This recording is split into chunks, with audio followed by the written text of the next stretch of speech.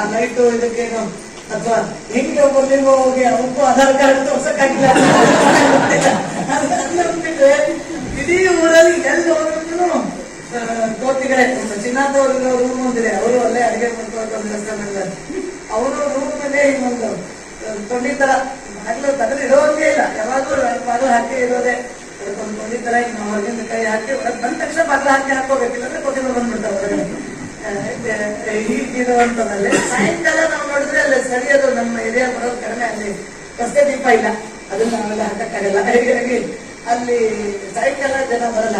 ನಾವು ರಾತ್ರಿ ಊಟ ಕೊಡಿ ಅಂದಿದ್ದಾರೆ, ನಮ್ಮ ಜಡಿ ನಾವು ಆಮೇಲೆ ನಮ್ಮ ಗಾಡಿಯಲ್ಲೇನೆ ರಾತ್ರಿ ಬೇರೆ ಕಡೆ ತೆಗೆದುಕೊಂಡು ಹೋಗುವಂತ ವ್ಯವಸ್ಥೆ ಮಾಡಿದೆ. ಅದೇ ಬಿಸಿ ಬೇಳೆ ಮಾತ್ರ ಇನ್ನೊಮ್ಮೆ ಬಿಸಿ ಮಾಡಿ ಮತ್ತೆ ನೋಡಿ ಅದಕ್ಕೆ ತಕ್ಕಷ್ಟು ಎಷ್ಟು ರೀತಿ ನೋಡಿ ತಕ್ಕಷ್ಟು ಮಾಡ್ಕೊಂಡು ಹೊರಗಡೆ ಹೋಗ್ಬಿಟ್ರೆ ಅಂತೂ ಖಂಡಿತ ಖಾಲಿ ಆಗ್ಬಿಡ್ತದೆ. ಅಲ್ಲಿ ಮಾತ್ರ ನಾವು ಕಡ್ಡೆ ತಗೊಂಡು ಹೋಗಕ್ಕೆ ಸಾಧ್ಯ ಆಗ್ತಾ ಇಲ್ಲ, ಯಾಕಂದ್ರೆ ನೀರು ತೊಳೆಯೋದಕ್ಕಾಗಲ್ಲ ಅಂತ ಎಲೆಗಳ ಕಡ್ಡಿ ಹಾಕಿರ್ತಾರೆ. ಅದು ಸಾಯಂಕಾಲ ಮಾತ್ರ ಎಲೆ ಅದನ್ನೇ ಊಟ ಖಾಲಿ ಆಗುವಷ್ಟು ಆ ದೊನ್ನೆಯಲ್ಲಿ ಕೊಡ್ತೀವಿ ಸಾಯಂಕಾಲ ಒಂದೇ ಸಿಂಗಲ್ ಮೇಲೆ. ಈ ತರದ ವ್ಯವಸ್ಥೆ ಈಗ ನಡೀತಾ ಇದೆ. 15 ದಿನದಿಂದ ಈಗ ಇವತ್ತು ಆಗಿದೆ. ಅದ್ರ ಜೊತೆಗೆ ಕರ್ನಾಟಕದಿಂದ ಬಂದಿರೋರು ನಮ್ಮವರು ಅಂತ ಯಾರು ಬರ್ತಾರೆ ಫೋನ್ ಮಾಡಿ ಬಂದವ್ರಿಗೆ ನಮ್ಮ ಅಡಿಗೆ ಮನೆಯಲ್ಲೇನೆ ದೊಡ್ಡದಾಗಿದೆ, ಅಡಿಗೆ ಮನೆ ದೊಡ್ಡದಾಗಿದೆ. ಅಲ್ಲಿ ನಾವಿನಿಂದ ಕುರ್ಚಿನ ತಗೊಂಡೋಗಿದ್ದೆ, ನಿಮ್ಗೆ ಗೊತ್ತಿಲ್ಲ, ಚಾಪೆ ಕುರ್ಚಿ ಹಾಸಿಗೆ ಎಲ್ಲ ಏನೇನು ನೆನಪಾಗುತ್ತೋ ಎಲ್ಲ ತಗೊಂಡೋಗೋದು. ಆಮೇಲೆ ಹೋಗುವಾಗನು ಇವರು ಕೊಟ್ಟಿದ್ರು, ನಾವು ದೇವ್ರನ್ನೇ ಮರ್ತು ಬಿಟ್ಟಿದ್ವಿ, ಎಲ್ಲ ತಗೊಂಡೋಗಿದ್ವಿ. ಕೊನೆಗೆ ದೇವ್ರ ಕೊಟ್ಟು ಅಲ್ಲ ಇವರು ಬತ್ತಿ ಕೊಟ್ಟು ಪೂರ್ಣ ಪ್ರಜ್ಞೆಯವರು ಹೂ ಬತ್ತಿ ಮತ್ತೆ ಅದಕ್ಕೆ ದೇವರಿಗೆ ಪೂಜೆ ಮಾಡೋದೆಲ್ಲ ಸಾಮಾನು ತಂದ್ಕೊಟ್ಟು ತಗೊಂಡೋದ್ರೆ ಅಕ್ಕಿ ಬೇಳೆ ಜೊತೆಗೆ ಅವಾಗ ನೆನಪಾಯ್ತು, ಹೌದಲ್ಲ ಬಟ್ಟು ತಗೊಂಡು ಹೋಗ್ಬೇಕು ಅಂತ.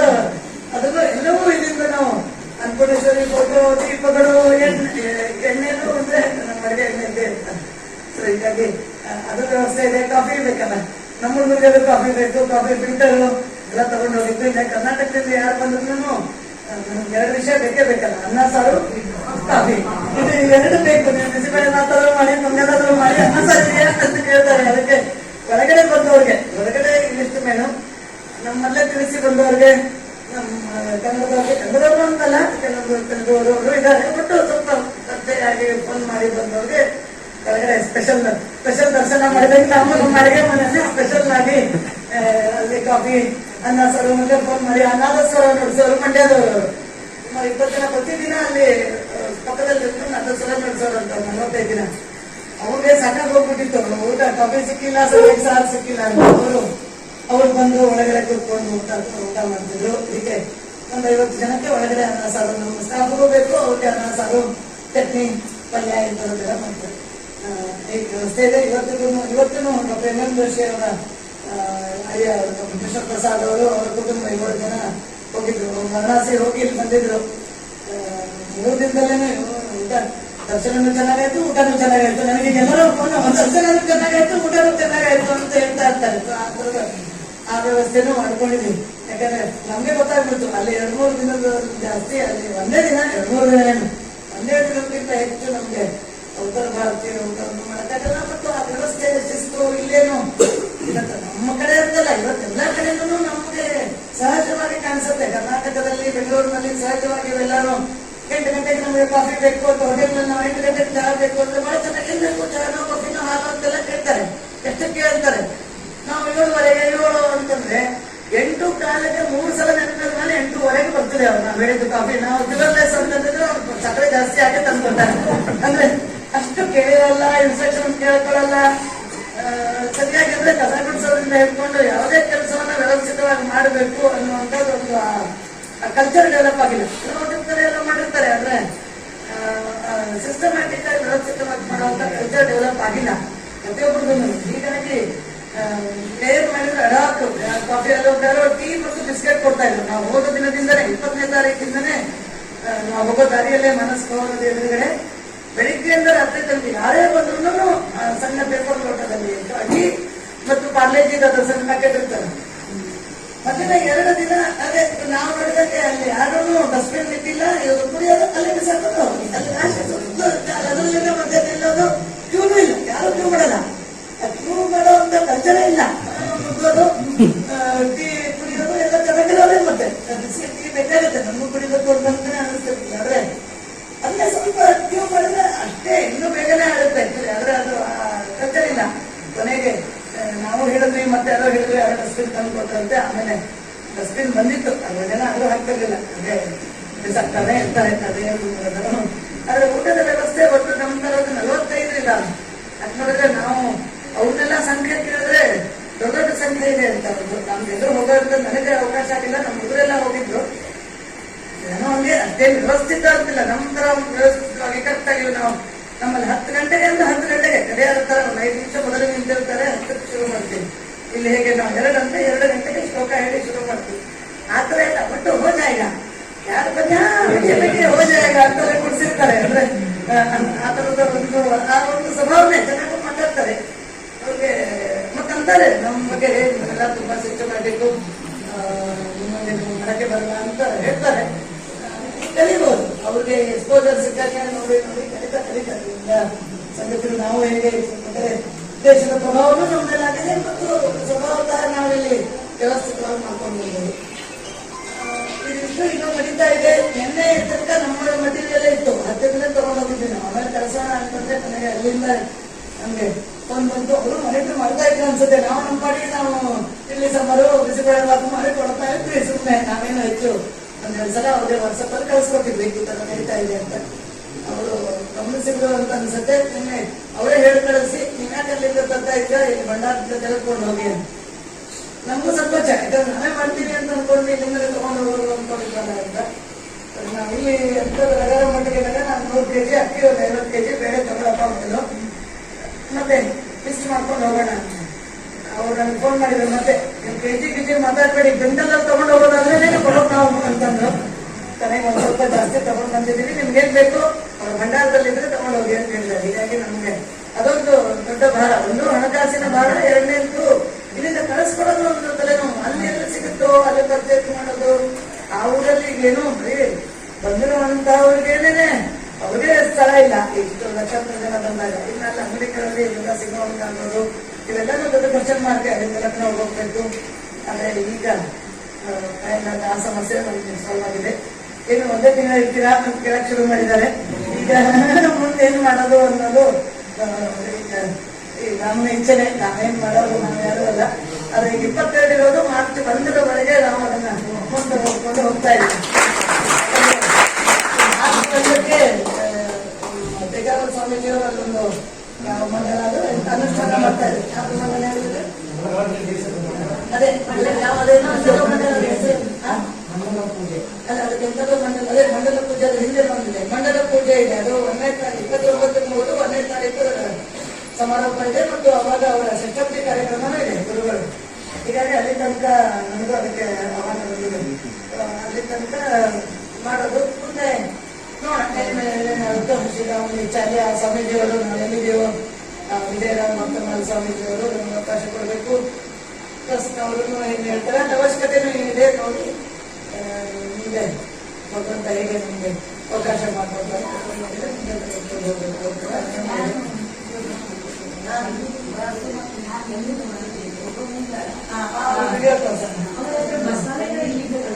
ಮಸಾಲೆ ಅವಾಗ ಕಳಿಸ್ತೀವಿ. ಈಗೂ ನಾವು ಮಸಾಲೆ ಎಲ್ಲಿಂದ ಕಳ್ಸೋಣ ಅಂತ ಅಡಿಗೆ ಮಾಡ್ತಿರ್ತಾರೆ. ಅದು ಆಗತ್ತೆ. ನಮ್ಗೆ ಇಷ್ಟನ್ನ ಗ್ಯಾಸಲ್ಲಿ ಮಾಡಿರಲಿಲ್ಲ, ಈಗ ಗ್ಯಾಸಲ್ಲಿ ಮಾಡಿ ಬಹಳ ಖುಷಿ. ನಮ್ಮ ಮಗನಿಗೆ ಎಲ್ಲ LPG ಸ್ವಲ್ಪ ಆಗುತ್ತಲ್ಲ, ಹೊಡಿಬೋದು. ಅರ್ಧ ಕಿಲೋಮೀಟರ್ ನಡ್ಕೊಂಡು ಹೋಗ್ಬೋದು. ಮೇನ್ ರೋಡಲ್ಲಿ ಎಲ್ಲೋ ಭಂಡಾರ ಕೊಟ್ಟಿಲ್ಲ, ಯಾಕಂದ್ರೆ ಎಲ್ಲ ರಶ್ ಆಗ್ಬಿಡ್ತದೆ. ಮೇನ್ ರೋಡ್ ಕೊಟ್ಟಿಲ್ಲ, ಇತ್ತೀಚೆಗೆ ಅದು ಒಬ್ಬರಿಗೆ ಕೊಟ್ಟಿದ್ದಾರಂತೆ ಅಂತ ಹೇಳ್ತಾರೆ. ಅವರೆಲ್ಲ ಉಳಿದವರೆಲ್ಲ ದೊಡ್ಡ ಸಂಖ್ಯೆಯಲ್ಲಿ ಮಾಡ್ತಾರೆ. ಹೇಳ್ಬೇಕಂದ್ರೆ ನಮಗೆ ಅವ್ರು ಕರೆದಿರೋದು ನಮ್ಮ ಪುಣ್ಯ, ಅದು ನಮ್ಮ ಸೌಭಾಗ್ಯ. ಉಳಿದವರೆಲ್ಲ 10,000 20,000 ಹಿಂಗೆ ಮಾಡ್ತಾ ಇದ್ದಾರೆ. ಆದ್ರೂ ನಮಗೆ ಒಂದು ಅವಕಾಶ ಕೊಟ್ಟು ಮಹಿಳಾ ನೇತೃತ್ವ ಒಂದು ಸಂಸ್ಥೆ ಅಂತ ಅನ್ಕೋಬಹುದು. ಗೊತ್ತಿಲ್ಲ, ಅವರು ಮುಂದೆ ನಿಮ್ಗೂ ಜಾಸ್ತಿ ಕೊಡಿರ್ತೀನಿ ಗೊತ್ತಿಲ್ಲ ಅಂತೇಳಿ. ಆದ್ರೆ ಈಗ ನಮ್ದು ಯಾಕೆ 1 ತಿಂಗಳು ಸ್ವಲ್ಪ ದಿನ ಇದು ಯಾಕೆ ಯೋಚನೆ ಮಾಡಬಾರ್ದು ಅಂತ ನೋಡೋಣ. ನಾವೆಲ್ಲ ತರಕಂತು ಒಂದು ಅಲ್ಲಿ ಹೋಗಿರೋದು. ಇದ್ರಲ್ಲಿ ಏನ್ ನೋಡಿದ್ರೆ ಈಗ ನಾವು ಅಯೋಧ್ಯೆಯಲ್ಲಿ ಏನಿಲ್ಲ, ದೇವಸ್ಥಾನ, ನಮ್ಮ ಅಡುಗೆ ಮನೆ. ಅಲ್ಲೂ ಬರ್ತಾ ಇದ್ರು, ಫೋನ್ಗಳು ಬರ್ತಾ ಇತ್ತು. ಅಲ್ಲೂ ಒಂದಿನ ಬರುವಾಗ ಅಲ್ಲಿ ಹನುಮಾನ್ ಗಡಿಗೂ ಹೋಗ್ಲಿಲ್ಲ ಈ ಸಲ. ನಾನು ಹೋಗ್ಬೇಕಾಗಿತ್ತು. ಎಲ್ಲರೂ ಹನುಮಾನ್ ಗಡಿ ನೋಡಿ ರಾಮನ ದರ್ಶನ ಮಾಡಬೇಕು ಅಂತಾರೆ. ಸ್ವಲ್ಪ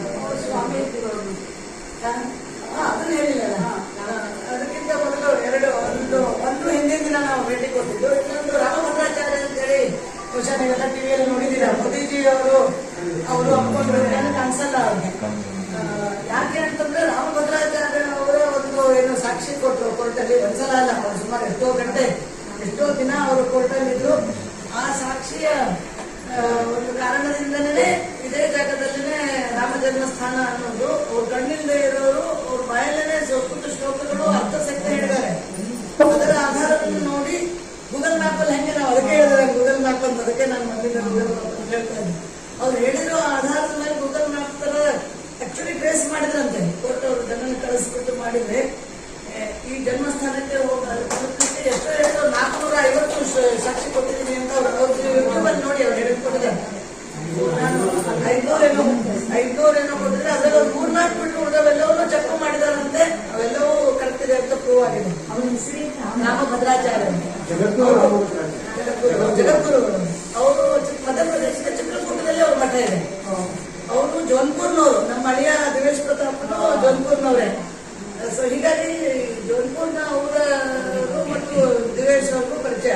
ಸೊ ಅವರು ದಿವೇಶ್ ಅವರು ಒಂದು ಕಾರ್ಯಕ್ರಮ ಮಾಡಿದ್ರು ದೆಹಲಿಯಲ್ಲಿ. ದಿವೇಶ್ ಅವರ ಮಿತ್ರ, ನಮ್ಮ ಅಳಿಯನ ಮಿತ್ರರು ಮತ್ತು ಎಲ್ಲರೂ ಸೇರಿ ದೆಹಲಿಯಲ್ಲಿ 10 ದಿನದ ಇವರ ಪ್ರವಚನವನ್ನು ಮಾಡಿದ್ರು. ಆ ಸಂದರ್ಭದಲ್ಲೇ ಮೋದಿಜಿ ಅವ್ರಿಗೂ ಡೀಟೇಲ್ಸ್ ಗೊತ್ತಾಯ್ತಂತೆ. ನಂತರ ಅವ್ರ ಕಾರ್ಯಕ್ರಮದಲ್ಲಿ ನರೇಂದ್ರ ಮೋದಿ ಅವರು ಹೋಗಿದ್ರು. ಅದನ್ನ ಟಿವಿಯಲ್ಲಿ ನೋಡಿದ್ದೀನಿ ಇದ್ರ ಬಗ್ಗೆ. ತುಂಬಾ ಚೆನ್ನಾಗಿ ಮಾತಾಡ್ತಾರೆ ಅವರು. ಸೊ ಅವ್ರಿಗೆ ನನ್ಗೆ ಹೆಂಗೋ ಒಟ್ಟು ಫೋನ್ ಬಂತು, ಇದಾರೆ ಬಂದು ಭೇಟಿ ಆಗ್ಬೋದು ಅಂತ. ಸೊ ಅಲ್ಲಿ ಹೋಗಿದ್ವಿ. ಹೇಳ್ತೇನೆ ಅಲ್ಲಿ ಹೋಗಿದ್ವಿ. ನಮ್ಗೆ ಎಲ್ಲ ಹಣ್ಣು ಹಂಗೆ ಹೋಗಕ್ಕಾಗಲ್ಲ. ಹಣ್ಣು ಹಾರ ಎಲ್ಲರೂ ಗೊತ್ತೇ ಆಗಿಲ್ಲ, ಎಲ್ಲ ಅಂಗಡಿಗಳು ಎಲ್ಲೂ ಗೊತ್ತಾಗಲಿಲ್ಲ. ಟೈಮ್ ಆಗಬೇಕು, ಟೈಮ್ ಹೋಗ್ಬೇಕು ಅಂತ ಹಂಗೆ ಹೋದ್ರೆ ಅದ್ರ ಮನಸ್ಸು ಬರಲಿಲ್ಲ. ಹಂಗೆ ಹೆಂಗೆ ಹೋಗೋದು, ಬಡಗೈಯಲ್ಲಿ ದುಡ್ಡೇನು ತಗೊಳ್ಳಲ್ಲ, ಬೇಡ ಅಂತಂದ್ರು ಅವ್ರು ಶಿಷ್ಯ. ಏನ್ ಕೊಡೋದು ಅಂತ ಕೊನೆಗೆ ನಾನು ಇಲ್ಲಿಂದ ಹೋಗಿರೋದು ಇದು ಹೋಳಿಗೆ ಇರ್ತದಲ್ಲ, ಎಲ್ಲ ಈ ಎಳ್ಳು ಮತ್ತು ಬೆಲ್ಲದ ಹೋಳಿಗೆ, ಶೇಂಗಾ ಹೋಳಿಗೆ. ನಮ್ಮ ತಾಯಿಯವ್ರ ಮನೆ ಶೇಂಗಾ ಹೋಳಿಗೆ ನಮಗೆ ಅಂತ ಕೊಟ್ಟಿದ್ರು ಡಬ್ಬಿಯಲ್ಲಿ. ಅದನ್ನ ತಗೊಂಡೋಗಿ ಅದನ್ನ ಕೊಟ್ಬಿಟ್ಟೆ. ಅದು ಮತ್ತೆ ನಮ್ಮ ಜಾಯಸ್ ಪ್ರಕಾಶ್ ಅವರು ರಾಮನ ಚಿತ್ರ, ಯಾಕಂದ್ರೆ ಅದ್ರ ಮೇಲೆ ಅವರು ಕಣ್ ಕಾಣಲಿಲ್ಲ ಅಂದ್ರು ಆ ರಾಮನ ಇದನ್ನ ನೋಡ್ಬೋದು. ಬ್ಯಾಗ್ ಇದೆ ಅಲ್ಲ, ಆ ಬ್ಯಾಗ್ ಅನ್ನ ಮತ್ತೆ ಇದ್ರಲ್ಲಿ ಹಾಕಿ ತಗೊಂಡು ಹೋದೆ. ಏನಿದೆ ಅಷ್ಟೇ ಡಬ್ಬಿ. ಇನ್ನೊಂದು ಇದೆಯಲ್ಲ ದೊಡ್ಡ ತಲೆ ಮೇಲೆ ಇಟ್ಕೊಂಡಿತ್ತು. ಅದನ್ನ ನೋಡಿ ಏನು ಅಂತಂದ್ರು, ಈ ತರ ಹೋಳಿಗೆ ಅಂತ ಹೇಳಿದೆ. ಪರಾಠ, ಸ್ವೀಟ್ ಪರಾಠ ಅಂತ ಹೇಳಿದ್ರೆ ಹಿಂದಿಯಲ್ಲಿ ಹೆಂಗಿರೋದು ಹೋಳಿಗೆ ಅಂತ. ಸ್ವೀಟ್ ಪರಾಠ ಅಂತ ಹೇಳಿದ ತಕ್ಷಣ ಗುಡ್ಕ ಅಂತ ಹೇಳಿದೆ. ನಾ ತಲೆ ಮೇಲೆ ಇಟ್ಕೊಂಡ್ರು. ಆ ಫೋಟೋ ಇದೆ. ಕೊನೆಗೆ ಮತ್ತೆ ತೆಗೆದ್ರು, ಮುಟ್ಟಿ ನೋಡಿದ್ರು. ಕೊನೆಗೆ ಅವ್ರು ಶಿಕ್ಷಕ ಹೇಳಿದ್ರು, ತಗೊಳ್ತೀರಾ ಅಂತಂದ್ರು. ಪುಸ್ತಕ ಪುಸ್ತಕ ಹೇಗೆ ಅಂತಂದ್ರು. ಆಮೇಲೆ ಹೋಗಿ ಅವರು ನೈವೇದ್ಯ ಮಾಡ್ಕೊಂಡು ಬರ್ತಾರೆ. ಗೊತ್ತಿರಲ್ಲ ಇದು ಮಾಡಂಗಿಲ್ಲ, ಹಾಕಿದ್ರೆ ಏನ್ ಮಾಡೋದು ಅಂತ ಅವ್ರ ಶಿಕ್ಷಕನ ಮಾತಾಡ್ಕೊಂಡು ತಗೊಂಡು ಹೋಗಿ ಒಳಗಡೆ ನೈವೇದ್ಯ ಮಾಡ್ಕೊಂಡು ಬಂದು ಅದನ್ನ ಮುಂದೆ ಒಂದು ಪೀಸ್ ತಿಂದ್ರು. ಅವ್ರಿಗೆ ಇಷ್ಟ ಆಗೋಯ್ತು. ಒಂದ್ ಇಡೀ ಹೋಗ್ಬಿಟ್ಟಿದ್ರು, ಎರಡನೇದು ತಿಂದ್ರು.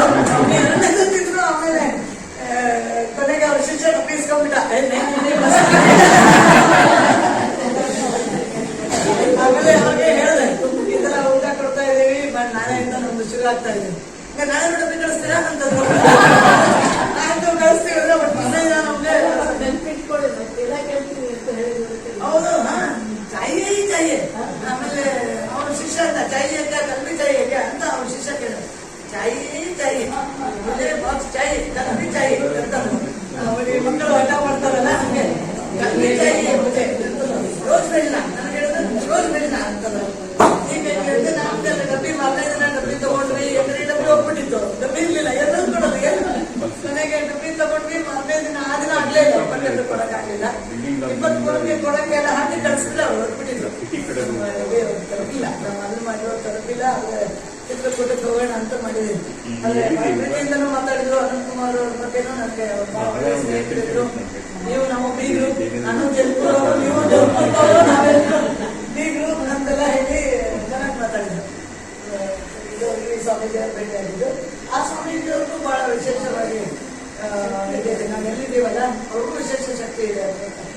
ಅವ್ರು 6 ವರ್ಷದವರಿದ್ದಾಗ ನಮ್ಗೆ ಎಲ್ಲಿ ಆಶ್ರಮ ಕೊಟ್ಟಿದ್ದಾರೆ, ವಿಜಯರಾಮ್ ಭಕ್ತಮಾಲ ಸ್ವಾಮೀಜಿ ಅವ್ರು 6 ವರ್ಷದಿಂದಾಗ ಬಂದ್ರಂತೆ. ಅವ್ರು ಯಾವುದು ಅಂತ ಕೇಳಿದ್ರೆ ಯಾರಿಗೂ ಗೊತ್ತಿಲ್ಲ, ಅವರು ಗೊತ್ತಿಲ್ಲ, ಅವರು ಏನೂ ಹೇಳಲ್ಲ. ಅವರೇನೆ ಅಲ್ಲಿ ಫೌಂಡೇಶನ್ ಹಾಕಿ, ನೀವು ಅಂದ್ರೆ ಫೌಂಡೇಶನ್. ನನಗೂ ಅಲ್ಲಿವರೆಗೆ ಈ ಶಬ್ದ ಗೊತ್ತಾಯ್ತು. ಮನೆ ನೀವು ಕಿಯಾಯ ಅಂತಂದ್ರು. ಅಂದ್ರೆ ಅಲ್ಲಿ ಅವರೇನೆ ಏನ್ ನಾವು ಈಗ ಅಡುಗೆ ಮಾಡ್ತಾ ಇದ್ರು ಆ ಸ್ವಾಮೀಜಿನೇ ಫೌಂಡೇಶನ್ ಮಾಡಿ ಮೇಲ್ಗಡೆ ಸುಮಾರು ಒಂದು 15-20 ರೂಮ್ಗಳಿದೆ. ದೊಡ್ಡ ಹಾಲ್ ಇದೆ, ಹಿಂದ್ಗಡೆ ದೊಡ್ಡ ಅಡುಗೆ ಮನೆ, ಮುಂದ್ಗಡೆ ಇಲ್ಲ ಈ ಸಾಧಾರಣ ಎದಬೇಕಂದ್ರೆ ಏನಿದೆ ಇದೇ ತರನೇ ಇದೆ. ಇಷ್ಟು ದೊಡ್ಡ ಕಟ್ಟಡ ಅದು. ರೂಮ್ಗಳೆಲ್ಲ ನೀಟಾಗಿ ಕಟ್ಟಿದ್ದಾರೆ, ಮಾರ್ಬಲ್ ಕಟ್ಟಿದ್ದಾರೆ. ಈಗ ಅವ್ರಿಗೂ ವಯಸ್ಸಾಗಿದೆ, ಸರಿಯಾಗಿ ಬರ್ತಾ ಇದ್ದು ಮೇಂಟೆನೆನ್ಸ್ ಇಲ್ಲ. ಆದ್ರೆ ಅವ್ರಿಗೂ ಅಷ್ಟೇ ಪ್ರೀತಿಯಿಂದ ಅವರೇ ನಮ್ಗೆ ಪ್ರತಿ ಸಲ ಹೇಳೋರು, ನಿಮ್ಗೆಂತ ತೊಂದರೆ ಆಗ್ತಾ ಇದೆ ಏನೋ, ನಾವೆಲ್ಲ ಹಳೆ ಕಾಲದವರು, ನನಗೆ ಯಾವಾಗ ಬಂದವರು, ನೀವೆಲ್ಲ ಬೆಂಗಳೂರಿಗೆ ಬಂದವರು, ವಿಮಾನದಲ್ಲಿ ಬಂದಿದ್ದೀರಾ, ನಾವೆಲ್ಲ ಹಳೆ ಕಾಲದವರು, ನಮಗೆಲ್ಲ ತೊಂದರೆ ಆಗಿರ್ಬೋದು ಅಂತೆಲ್ಲ ಹೇಳ್ತಾ ಇದ್ರು. ಇಲ್ಲಿ ನಮ್ಗೆ ಏನ್ ತೊಂದರೆ ಇಲ್ಲ ಅಂತ ಹೇಳಿದ್ವಿ. ಅಲ್ಲಿ ಈರುಳ್ಳಿ ಬೆಳ್ಳುಳ್ಳಿ ಉಪಯೋಗಿಸ್ಬೇಡಿ ಅಂತಂದ್ರು, ನಾವೇನು ಉಪಯೋಗಿಸ್ತಾ ಇಲ್ಲ ಈರುಳ್ಳಿದು. ಮತ್ತೆ ಇವರು ಈರುಳ್ಳಿ ಉಪಯೋಗಿಸಿ ಅಂತಂದಿದ್ರು, ಬೆಳ್ಳುಳ್ಳಿ ಬೇಡ ಈರುಳ್ಳಿ ಹಾಕ್ಬೋದು ಅಂತಂದಿದ್ರು. ಆದ್ರೆ ಅಲ್ಲಿ ಈ ಮಠದವರು ನಮ್ಗೆ ಬೇಡ ಅಂದ್ರು. ಸರಿ, ನಮಗೂ ನೀರ್ಕಂಡದೆಲ್ಲ ಅಂತ ನಾವು ಅದು ಈರುಳ್ಳಿ ಬೆಳ್ಳುಳ್ಳಿಯನ್ನು ಉಪಯೋಗಿಸ್ತಾ ಇಲ್ಲ. ರುಬ್ಬೋದಕ್ಕೆ ತೆಂಗಿನಕಾಯಿ ಸಿಗೋದೇ ಇಲ್ಲ. ಇವರು ಬಂದಿದ್ರು ಸುಮನ್ ಸುಮನ್ ತಲ್ವಾರ್ ಅಂತ,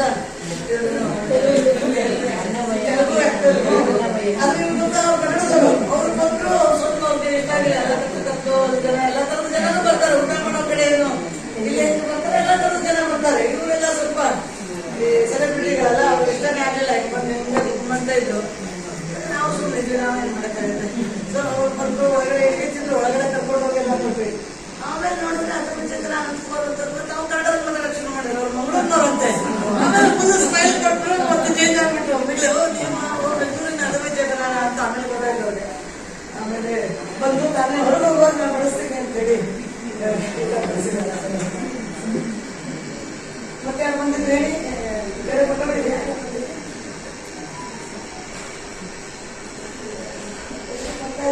ಈಗೆಲ್ಲ ನಮಗೆ ಮೆಸೇಜ್ ಓಡಾಡಿದ್ಮೇಲೆ ಮೀಡಿಯಾದವರಂತೂ ವಿಡಿಯೋ ಬೆಂಗಳೂರಿಂದ ಬಂದಿದ್ದಿಂದ ಕಾಫಿ ಕುಡಿಯಕ್ಕೆ ಬಂದಿದ್ದವ್ರನ್ನ ಜಾಸ್ತಿ. ಇಲ್ಲ ನಮಗೆ ಪ್ರಚಾರ ಸಿಕ್ಕಿರೋದು ನಾವು ಅಂದ್ಬಿಟ್ಟು ಕಾಫಿಯಿಂದ, ನೀವು ನಮ್ಮ ಕೆಲಸದಿಂದ ತಂದ್ಕೊಡೋದು ಬೇಡ. ಅವ್ರಿಗೆ ನಾವು ಮೊದಲು ಮಾತಾಡ್ತಾ ಇದ್ರೆ ನಾನು ಕರೆದಿರ್ಲಿಲ್ಲ, ಯಾಕಂದ್ರೆ ನಮ್ ಕೆಲಸ ಮಾಡಕ್ಕೆ ಕೊಡಲ್ಲ. ಇವ್ರು ಬಂದ್ಬಿಟ್ರೆ ಅಡ್ಡ ಸುಮ್ಮನೆ ಕೇಳಿದ್ದೆ ಪ್ರಶ್ನೆ ಕೇಳ್ತಾರೆ ಅಂತ ಹೇಳಿ ಶುರು ಆದ್ಮೇಲೆ ಕರಿತೀವಿ ಅಂತ ಹೇಳಿದ್ವಿ. 23ಕ್ಕೆ 24ಕ್ಕೆ ಇಂಟರ್ವ್ಯೂ ಕೊಟ್ಟಿದ್ದು. ಅಲ್ಲಿವರೆಗೆ ಬರೀ ಫೋನ್ ಮಾಡ್ತಾ ಇದ್ರು. ಹೌದು, ನಾನು ಇದು ನಮ್ಮ ಅಡಿಗೆ ಮನೆ, ಇದು ಹಿಂಭಾಗದ ಅಡಿಗೆ ಮನೆ. ಇದು ಈ ಗೋಡೆಗಳು ಫುಲ್ ಕಂಪ್ಲೀಟ್ ಅಲ್ಲಿ ನೋಡಿ. ಹಿಂದೆ ಇಷ್ಟು ಕಡೆಗೆ ನಾನು ಮೀಡಿಯಾದವ್ರಿಗೆ ಕಡೆಗೆ ತೋರಿಸ್ಬೇಡಿಪ್ಪ, ನಾವು ಅಲ್ಲಿ ಅವ್ರ ರಾಶಿ ಹಾಕೊಂಡು ಅವ್ರು ಅಡಿಗೆ ಮಾಡ್ತಾರಲ್ಲ, ಆ ಕಡೆ ಇದ್ದಾರೆ ಎಲ್ಲ ಚೆನ್ನಾಗಿದೆ. ಇದು ನಮ್ಮ ಆ ಕಡೆ ಕಟ್ಟೆ ಇದೆ ಅಲ್ಲ, ಅದು ನಾವು ಅಲ್ಲಿರೋ ಇಟ್ಟಿಗೆ ಜೋಡಿಸ್ಬಿಟ್ಟು ಕಾಫಿ ಟೀ ಮಾಡೋ ಕಡೆ. ಅದು ಈ ಕಡೆ ನಾವೇ ಜೋಡಿಸ್ಕೊಟ್ವಿ. ಇದು ಇಲ್ಲಿಂದ ತಗೊಂಡಿದ್ದೀವಿ. ಇವೆಲ್ಲ ಸ್ವಲ್ಪ ಎತ್ತರನೇ ಇತ್ತು. ಅದು ಮಿಕ್ಸರ್ ಗೋಡೆ ಎಲ್ಲ ಮತ್ತೆ ಕಂಪ್ಲೀಟ್ ನೆಕ್ಸ್ಟ್ ಏನೇನಿದೆ. ಇದು ಈ ಭಂಡಾರ ಇಲ್ಲೊಂದು ಹೋಗಿದ್ವಿ ನಾವು ಹಿಂದಿನ ದಿನ. ಅವರು ಭಂಡಾರ ಅದು 21ನೇ ತಾರೀಕು ನಾವು ಇನ್ನೂ ಒಳಗೆ ಹೋಗ್ತಾ ಇದ್ದೀವಿ. ದೊಡ್ಡ ದೊಡ್ಡ ಲಾರಿಗಳು, ಈ ಕಾರಿಗೆ ತಗೊಂಡ್ ಬರ್ತಾರಲ್ಲ, ಕಟ್ ತಗೊಂಡ್ ಬರ್ತಾರೆ, ದೊಡ್ಡ ದೊಡ್ಡ 5 ಲಾರಿಗಳು. ನಾವು ಎಲ್ಲಿರೋದು ಅಂತ ಹೋಗ್ಬಿಡ್ತಾವೆ, ಒಳಗೆ ಹೋಗ್ಬಿಟ್ಟಾಗ ಬಂತವು 5 ಲಾರಿ ಬಂತು. ಅದ್ರ ತುಂಬ 5 ಲಕ್ಷ ಲಾಡು ನಮ್ಮ ಕಣ್ಮುಂದೆನೇ ಬಂದು 5 ಲಕ್ಷ ಲಾಡುಗಳು ಬಂತು. ಮಧ್ಯಪ್ರದೇಶ ಮುಖ್ಯಮಂತ್ರಿ ಕಡೆ ತಗೊಂಡಿದೆ ಅಂತ ಹೇಳಿ ಅದ್ರ ಕೊಟ್ಟ. ನಾವು ಇದ್ದಾಗಲೇ ಗಾಡಿಗಳು ಬಂತು 1, 2, 3, 4 ಅಂತ ಬರೋದು. ಅದೇ ಅದು ದೊಡ್ಡ ಭಂಡಾರ. ಇದ್ರ ಪಕ್ಕನೇ ಅರುಣ್ ಯೋಗಿರಾಜ್ ಏನು ಕೆತ್ತನೆ ಮಾಡಿರೋ ಒಂದು ಸ್ಥಳ ಕೊಟ್ಟಿದ್ದು. ಅದರ ಪಕ್ಕದಲ್ಲಿ ಇನ್ನೊಬ್ರು ಭಟ್ ಅವ್ರಿಗೂ ಮಾಡೋದಕ್ಕೆ ಮತ್ತೊಬ್ರು 3 ಜನ ಶಿಲ್ಪಿಗಳಿಗೂ ಇದು ಹಿಂಭಾಗದನೇ ಸ್ಥಳ. ಅದೇ ಇದು ಭಂಡಾರ ಮಾಡಿರಲ್ಲ, ಅದು ಹಿಂಭಾಗಕ್ಕೆ. ಇವೆಲ್ಲ 2ನೇ ವಿಗ್ರಹ ನೋಡ್ಲಿಕ್ಕೆ ಸಿಕ್ತವೆ. ಭಟ್ ಅವ್ರು ಸಿಕ್ಕರು. ಆರತಿ ಅವಾಗ ನಾವು ಆರತಿ ಎಲ್ಲ ಒಟ್ಟಿಗೆ ಓಡಾಡ್ತಾ ಇದ್ವಿ. ಅಲ್ಲಿ ಫೋಟೋ ತೆಗಿಯೋದು ಬೇಡ ಅಂತಂದ್ರು, ನಾವು ತೆಗಿಲಿಲ್ಲ. ಚೆನ್ನಾಗಿದೆ, ಅದು ಚೆನ್ನಾಗಿದೆ. ಮುಖ ಮಾತ್ರ ರೆಗ್ಯುಲರ್ ದೇವ್ರ ಮೂರ್ತಿ ಇದೆ. ಇದು ಬಾಲರಾಮ ಅಂತ ಅನ್ಸಲ್ಲ. ಅದು ಬಿಟ್ಟರೆ ಇದೇ ಹೈಟು ಇದೇ ತರನೇ ಇದೆ. ಇದೇ ತರದ ಇಲ್ಲ ಇನ್ನೂ ಹೆಚ್ಚು ಈಗ ದೇವಸ್ಥಾನ ಅದು ನಾವು ಫೋಟೋ ತಕ್ಕೊಳ್ಳಿಲ್ಲ, ಯಾಕಂದ್ರೆ ಬೇಡ ಅಂದ್ರು. ನಾವು ಅದೇ ಆಮೇಲೆ ಬಂತು ಅದು ನೋಡೋದು ತೋರಿಸೋದು. ನಮಗೆ ಅಂತ ಆರ್ತಿಯವ್ರ ಪರಿಚಯ, ಆರ್ತಿಯವ್ರ ಗುರುಗಳಂತೆ ಅದಕ್ಕೆ ತೋರಿಸ್ತೀವಿ. ಇವರೆಲ್ಲ ನಾಮಸ್ವರದ ಟೀಮ್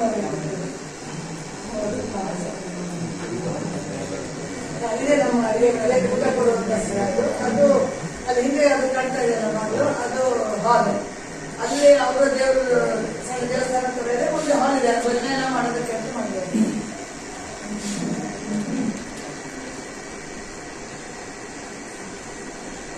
ಆರ್ ಅಶೋಕ್ ಅವರ ಹೆಣ್ಣ ರವಿ ಅವರು ಮತ್ತು ಅವರ ಗುರು ಮಾಸ್ಕ 12 ಜನ ಹೋಗಿದ್ದು.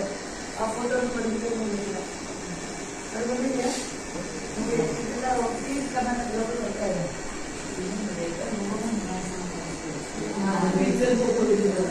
ಅದೇ ಅದು ಪ್ರಶ್ನೆ ಇದೆ.